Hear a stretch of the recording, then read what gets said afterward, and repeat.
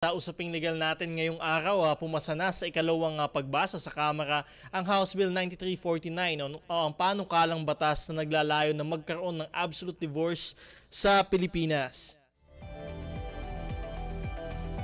Layunin ng batas na magkaroon ng alternatibong pamamaraan sa pagpapawalang bisa ng kasal.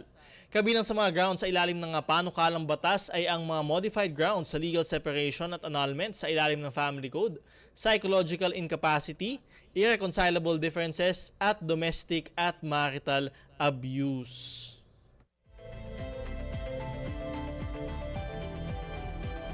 Ayan ho, ang dami ho talagang nag-aantay ho no, ng batas na ito, batas sa absolute divorce dito sa Pilipinas, diborsyo dito sa Pilipinas.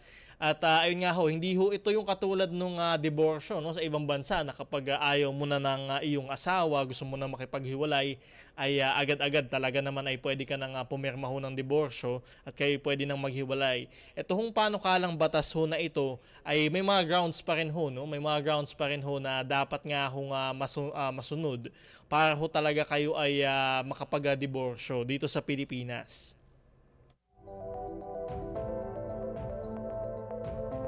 So yung sinasabi nga ho, ito ho yung magiging pang-apat, no? Pang-apat na alternatibo para ho mapawalang bisa ang inyong kasal o di kaya makapaghiwalay ho kayo sa inyong asawa. Kasi ho, sa ngayon, 'di ba, meron ho tayong pagdeklara ho, no, ng nullity ng inyong kasal. Meron din ho yung annulment na tinatawag natin, meron din ho legal separation at ito kung sakasakali ay ito ho ay magiging batas naman ho sa absolute divorce. So ang kagandahan ho dito sa batas ho ito, dun sa panukalang batas, yung mga grounds for legal separation. At kung matatandaan ho, yung legal separation ho kasi dito ho ay pinaghihiwalay lamang ho kayo ng korte, no? Hinahayaan lamang ho kayong mabuhay ng magkahiwalay ng inyong asawa at paghatian ang inyong mga ari-arian, pero hindi pa rin ho kayo maaaring magpakasal uli.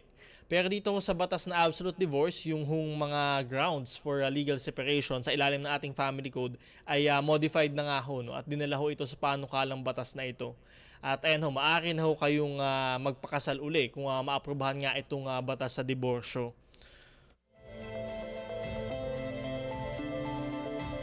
Ito, ano ho yung halimbawa ng mga grounds? Una ho, yung physical violence, no? Or grossly abusive conduct sa inyong asawa. So kung kayo ho ay laging sinasaktan, binubugbog ng inyong asawa, ay ayan ho, dati ho ay ground lamang ho yan for legal separation. Ngayon ay magiging ground na ho sa absolute divorce. Pangalawa ho, ito, madami ho ang may clamor ho dito, may gusto ho nito. Yun naman ho marital infidelity o perversion ng inyong asawa. At ayan ho, kapag dati ho yung pangangaliwa ay ground lamang para sa legal separation. Ngayon ho, yung pangangaliwa ay maaari na ho yan maging ground for absolute divorce. So ibig sabihin ho, maaari na din ho kayong magpakasal muli kapag talagang naaprubahan nga ho itong batas ho na ito.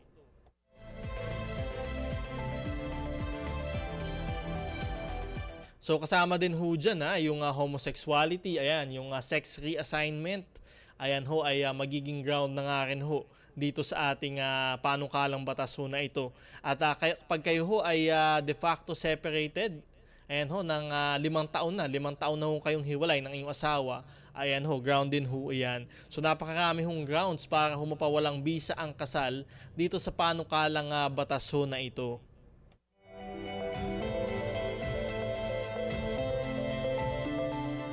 At syempre ho, talaga namang ifa-file pa din ho yan sa ating mga family court.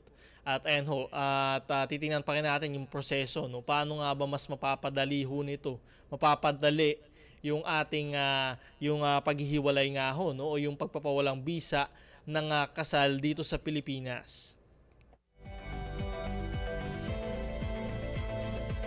Tandaan lamang ho para dun sa mga mag-asawa, dun sa mga partido ho, ay katulad din ho sa family code, no?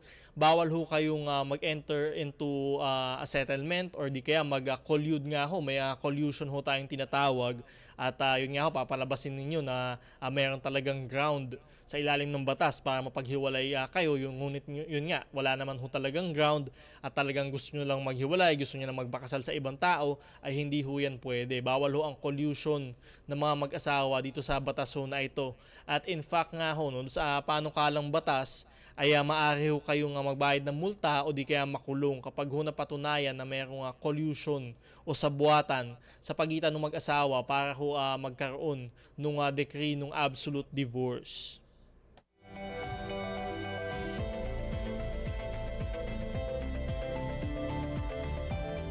Ayan ho, abangan ho natin yung pag-aproba ho dito sa batas ho na ito.